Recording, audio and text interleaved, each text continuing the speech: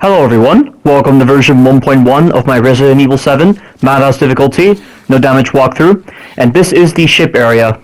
And if I sound a little different today, it's because I had a wisdom teeth surgery yesterday, so I'm having to make sure I'm moving my mouth correctly so that I don't cause too much pain to the back part of my mouth. And to anyone who believes that wisdom teeth surgery is pretty bad, it actually isn't. I can't even remember what happened during the surgery because I was just sleeping like crazy. Like, I just completely blacked out. I mean, the only thing I remember is actually getting the oxygen mask over my face, and then getting the ventilator, and then I didn't remember the surgery, and then all I remember is just getting up and just leaving. It's all pretty simple. But this level was an absolute pain, but it has nothing to do with the gameplay. The strategies that I used in this whole entire level is exactly the same as what I used in my original walkthrough, only I'm a little bit more optimized on my routes. But it's the actual recording process that was so annoying to handle with the ship area. Because if you haven't seen my Resident Evil 2 Remake walkthrough of Claire B, I explained that I had a really bad bug occur with my PS5 system, where for some reason, certain clips that were on my media gallery were either unable to be played, or when you reached the end of the clip, the data was just corrupted. And I don't know what caused this kind of issue, and it's such an intermittent issue because certain clips would get screwed, and then the later clips afterwards would be fine, and then it would just have the same issues again with the later clips. It's so stupid that it happened, and the ship area was really where this issue proved to be so much of a nuisance, and I had to re-record this whole entire section again. I mean, it's not so much of a big deal, and it doesn't impact the flow of this walkthrough, because for the entire ship area, you're playing as Mia, and her loot is completely different to Ethan. And for this whole entire recording of the ship sequence, I utilized two different save data. So from the beginning of the ship area up until the end of the flashback sequence, I was utilizing my most recent save data, which is what I was using for this walkthrough. But for the next half of the ship area, I had to utilize my 2017 data, but I still had the exact same loot at the end of the flashback sequence. So, like I said before, the flow of this walkthrough is not impacted by this issue at all. And this issue also affected the mine area, but because I made my last save for this walkthrough at the beginning of the mine area, that was very easy to record again, and I had the exact same loot as what I had by the end of the Baker Household 2 section. So, re-recording the ship was annoying, but at least it wasn't so much of an issue in the end. And unfortunately, for my Resident Evil 2 Remake content, this issue really proved to be a detriment, because a lot of the clips that I was going to use for my poor designs of Resident Evil 2 Remake video series have been completely fucked by this issue. And I might stumble upon these issues again when I'm playing through Leon B, because I'm currently trying to record Leon B right now. And I have come across some issues, but I've only come across like 3 issues, and the amount of video clips I recorded, I must have recorded at least like 30 video clips, but 80% of those clips are just completely ruined by this issue. So it's just sad, and it's so heartbreaking to come across this kind of issue when I was really looking forward to posting my poor designs of Resident Evil 2 Remake video series. But now I have to start all over again. And I've just never come across this kind of issue before on any PlayStation console, except for this one. And the PlayStation 4 didn't have this kind of issue with video clips. The only issues I ever came across on the PlayStation 4 were moments where I was recording very lengthy video clips, and because they were so long, and I was recording graphically advanced games, the audio would just mess up on those very lengthy clips, and also PlayStation would do a lot of trims to shorten the video length to accommodate for the fact that I'm recording this graphically advanced game. That's the only issue I was coming across with my PlayStation 4. But for the PS5, this issue is way worse than those issues. Like, I haven't come across any audio issues or like trimming issues at all, because the PS5 is so efficient at what it does. But how can a very efficient console like this have corrupted data for video clips? And it's only for the corrupted data. It's not like my save data was corrupted. It's only the video clips that I recorded using the capture settings of the PS5. Why was that screwed, but not my save data? How is this a completely isolated issue? It doesn't make any sense. And I'm almost half tempted to contact Sony right now, because I still have the evidence to prove that this issue affected my existing video clips. And that's another thing as well. This issue also affected my older video clips, like clips I had saved at the very beginning of the PS5's life cycle. And yet somehow they were affected by this issue, and it makes absolutely no sense at all. Like I said, this is just a very intermittent issue. It just happened whenever it wanted to. And I'm hoping it doesn't happen again, because so far some of the recent clips I've saved have been completely fine. They haven't been screwed whatsoever by this issue, this unknown issue that just seemed to happen at this single instance, yet hasn't manifested itself in any sort of way, and no one's been reporting on this issue, so maybe it's an issue on my end, but I don't know what I did to cause this kind of issue, because I was just handling my PS5 normally. But I guess I'll not think about it right now. But that is the best explanation I can give as to why this took so long to record, because of this issue. And now we're just going to continue with what's happening in the ship area right now. So we're currently doing the flashback sequence, and we're being introduced to two new weapons. We have the survival knife and the machine gun. The survival knife is one of the greatest weapons in this game. It is a weapon that rewards skill, because at first glance, you think it's just going to be like the standard knife, this and that, where it's not going to do a lot of damage, but this weapon is so much stronger than the pocket knife. It kills the normal molded with 4 hits to the head, and then with the bladed molded, it kills them with 6 hits to the head. And the flinch on it is incredible, because after 2 hits, the molded will be stunned, and they will always do a counterattack, and then you can hit them during the recovery frames. Like, watch, see? I hit him twice. He's going to always do this same counterattack, and then I kill him. This is a severely underrated weapon. Nobody is aware of this kind of power with the survival knife, and it's such a shame that you don't get to use the survival knife on New Game Plus for this game. The only time you ever get to use the survival knife outside of the main game is in the Ethan Must Die DLC, and it's a power weapon. But aside from that DLC, there's no other moment where you're using the survival knife. You can't even get it in the Night Terror DLC, which is surprising, but I assume the reason for that is because you can upgrade the damage on the pocket knife to make it comparable to the survival knife, but it's still nowhere near as strong as the survival knife. It doesn't even inflict the same kind of stun damage as it does to the molded on this game. So overall, this weapon is really good. It's miles better than the machine gun, that's for sure, because the machine gun does very little damage. It puts the molded into counter animations all the time, and it's a very inaccurate weapon. It's only useful at close range because there's so much recoil on the weapon that it's so easy to miss the molded. We're fighting a bladed molded right now, so what you want to do is stun him after 2 hits and then hit him during the stun animation twice to get him to do the counter animation, and then finish him off with 2 more hits to the head, and he will die. And that is how you fight the bladed molded. Like, the survival knife just affords you a lot more liberties when it comes to dealing with certain molded. Like, because of the fact that this weapon is so good against the bladed molded, you can actually fight the bladed molded in knife combat. You try fighting the bladed molded with the pocket knife, you are not going to achieve the same results, because the bladed molded have one attack where they raise their arm up to the sky, and then they just do this vertical attack that has some of the most ridiculous tracking ever, because they don't want you to engage that enemy in close range combat, because if you do, you have no chance of getting away. They want you to use the guns against that enemy, and I'm perfectly okay with that, because then it complements the lethality of the enemies. But with this new weapon, you are able to fight these enemies at close range and get a lot of benefits from it. And I think that's amazing.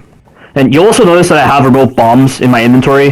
The remote bombs on this game, you just have to place them on the ground, and then you're able to press square to detonate them. And another cool thing you can do with the remote bombs is very similar to Resident Evil 1 Remake.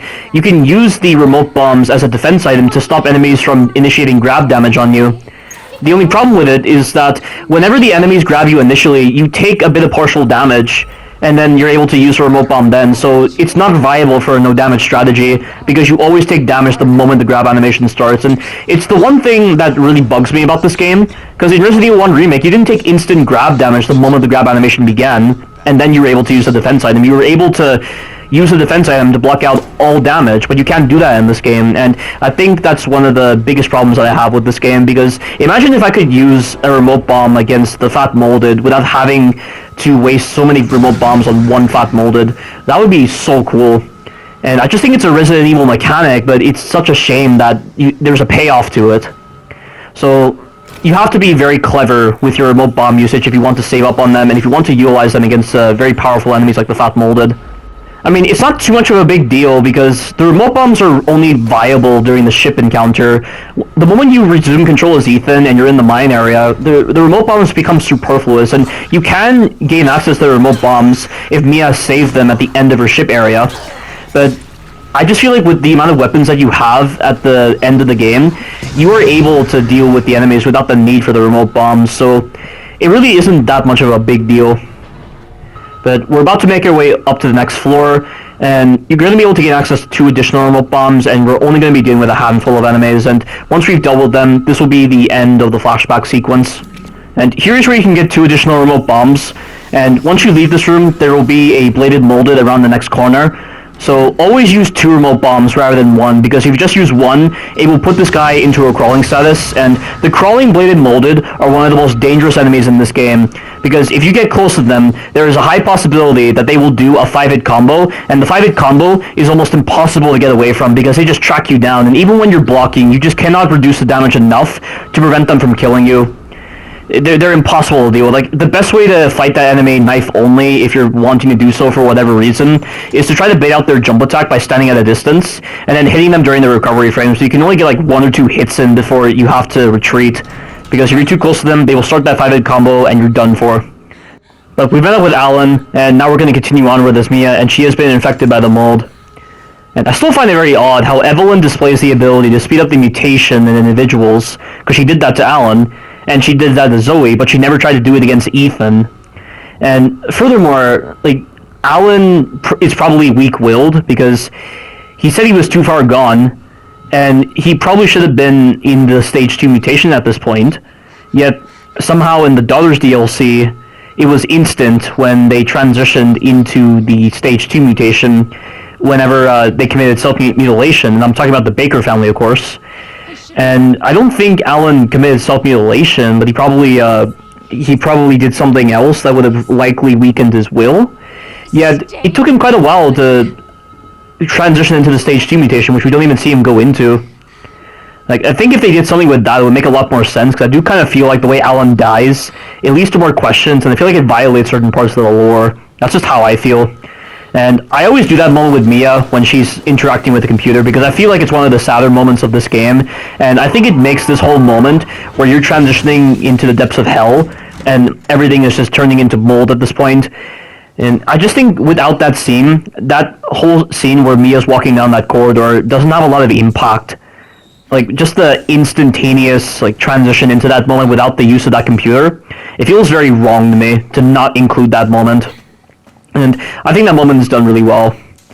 I mean, it's not a moment that's going to make you cry or anything. Like, one moment from a Resident Evil game that I think is very, very sad, and I do actually cry during it, is the moment in Resident Evil Revelations 2, where Claire actually finds out that Emil has been betraying her the whole time, and it's playing that really, really sad music during his boss fight. And I think that scene was done really well. There are just a couple of scenes from Resident Evil Revelations 2 that are pretty sad, because they wanted to take an approach similar to The Last of Us, because that game does give off some Last of Us vibes at times, with the way they just utilize certain characters, and with the way they just utilize the pacing. It still doesn't change the fact that Resident Evil Revelations 2 is a pretty weak Resident Evil game mechanically, and there are just some concepts that got into Resident Evil Revelations 2 that really brought down the quality of that game, and Fascinator and I 100% agree on that sentiment, that Resident Evil Revelations 2 is a pretty weak Resident Evil game. And I am contemplating doing Resident Evil Revelations 2 walkthrough again, only it'll be a little bit more normalized. Like, I'll just be on survivor difficulty without taking any damage, because I think it properly demonstrates the game's full potential. Because I just feel like at times when you're neglecting certain mechanics, the gameplay really falls apart, and you're just playing a completely broken game, and I hate such restricted runs that break the game in a way similar to that. And I did a pistol-only run of Resident Evil Revelations 2 without using any kind of bobble system, and I'm not a big fan of it personally. I just think it's hard to watch at times.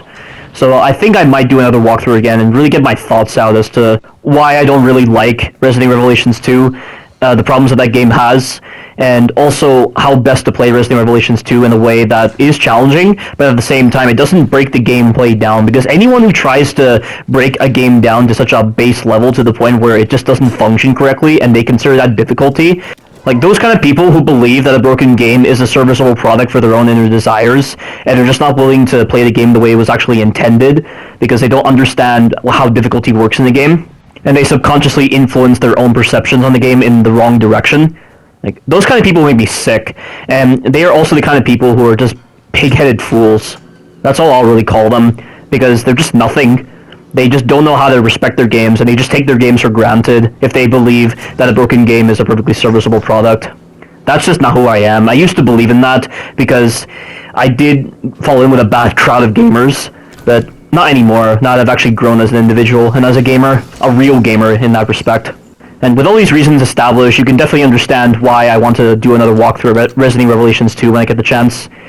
I need to also do the same with Resident Revelations, because I did do a pistol/grenade only run of Resident Revelations, and I don't feel impressed by my gameplay at all. I just think the game looks so stupid, and I just can't believe there are people who actually believe that that whole entire restriction that I did is actually amazing.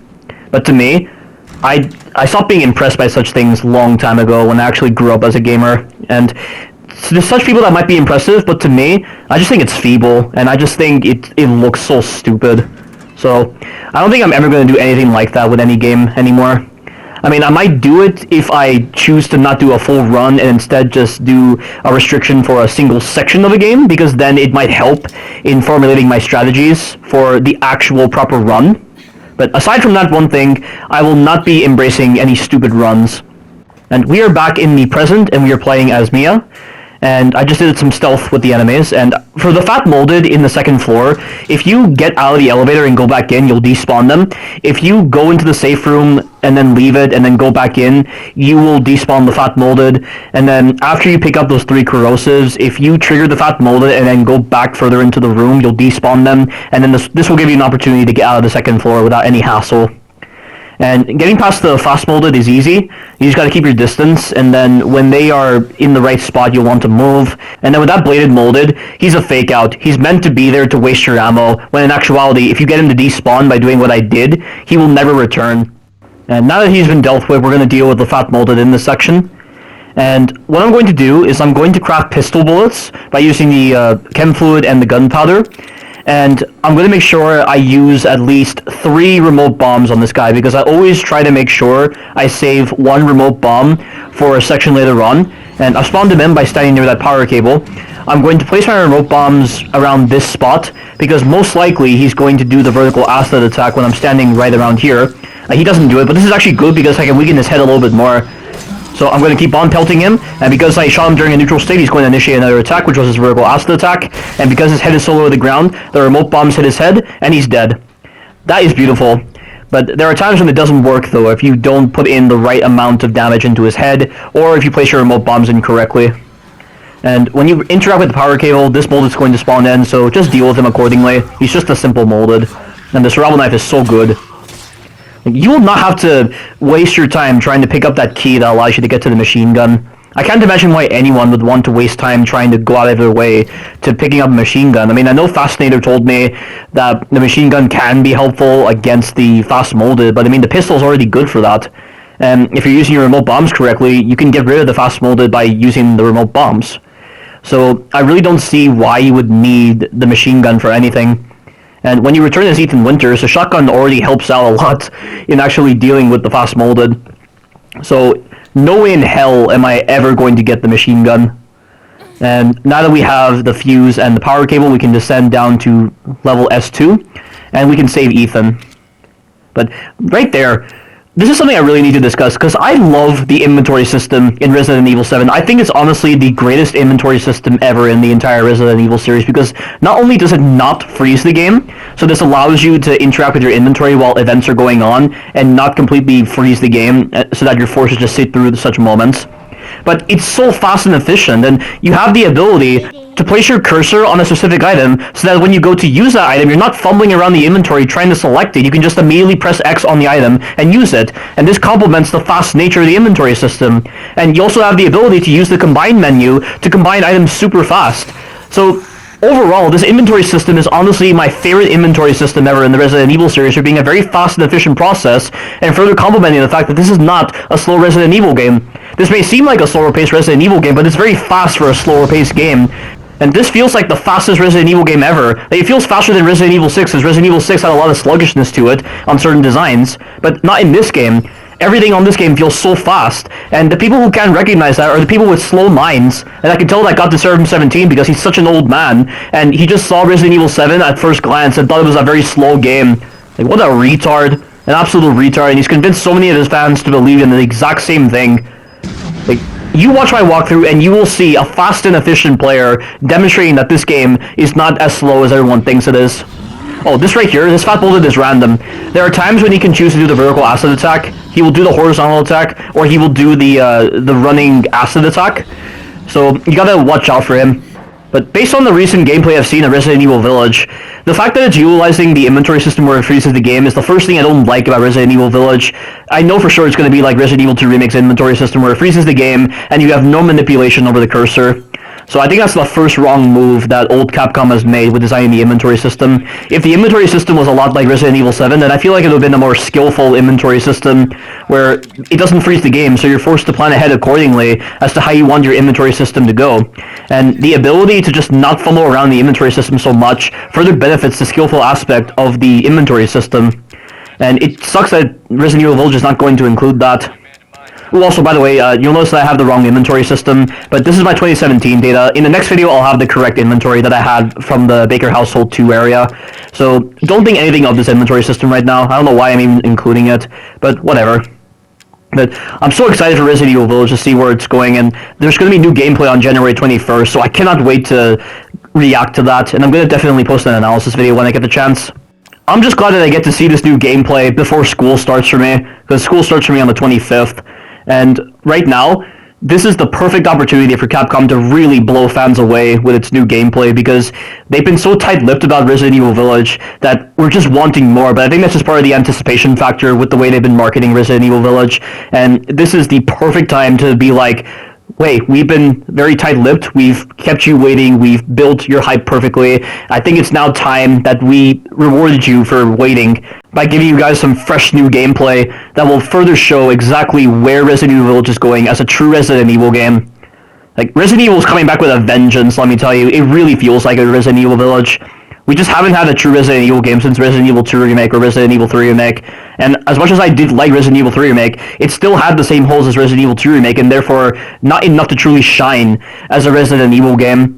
But for Resident Evil Village, I am definitely seeing a Resident Evil game in the making, and it is time for Resident Evil to make a big comeback with reintroducing Ethan Winters, this truly amazing underdog of the series, with reintroducing some brand new enemy types, with reintroducing just everything that makes a Resident Evil game what it is for all the right reasons. And oh boy, it is going to blow so many survival horror games out of the water, and so many other games that are not even survival horror games out of the water. It'll be the first true PS5 game that I'll actually appreciate, because so far, I think every PS5 game I've played so far, aside from Spider-Man Miles Morales, they've been very disappointing, and they haven't really tried to stretch the margin when it comes to next-gen gaming, but not for Resident Evil Village at all.